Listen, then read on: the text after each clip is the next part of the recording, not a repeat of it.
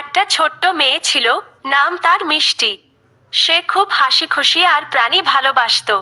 একদিন স্কুল থেকে ফেরার পথে সে রাস্তার ধারে একটা ছোট্ট কুকুরছানাকে কাঁপতে কাঁপতে বসে থাকতে দেখল। কুকুরটার গায়ে সাদা বাদামি লোম, আর চোখ দুটো খুব মায়াবী। মিষ্টি আস্তে করে কাছে গিয়ে বলল, তুমি একা কেন, ছোট্ট বন্ধু? কুকুরছানাটা যেন কথা বুঝতে পেরে লেজ নাড়ল। মিষ্টির মনটা গলে গেল।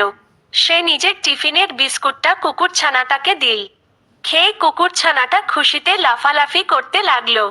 সেদিন মিষ্টি তাকে বাড়িতে নিয়ে গেল আর নাম দিল টুকু। টুকু আর মিষ্টি খুব তাড়াতাড়ি ভালো বন্ধু হয়ে গেল। প্রতিদিন বিকেলে তারা একসাথে খেলতো। মিষ্টি দৌড়াত, টুকু তার পেছনে পেছনে ছুটত। রাতে টুকু মিষ্টির বিছানার পাশেই ঘুমাত। একদিন মিষ্টি মন খারাপ করে বসেছিল। টুকু সেটা বুঝতে পেরে তার কোলে মাথা রেখে দিল। মিষ্টি হেসে টুকুকে জড়িয়ে ধরল।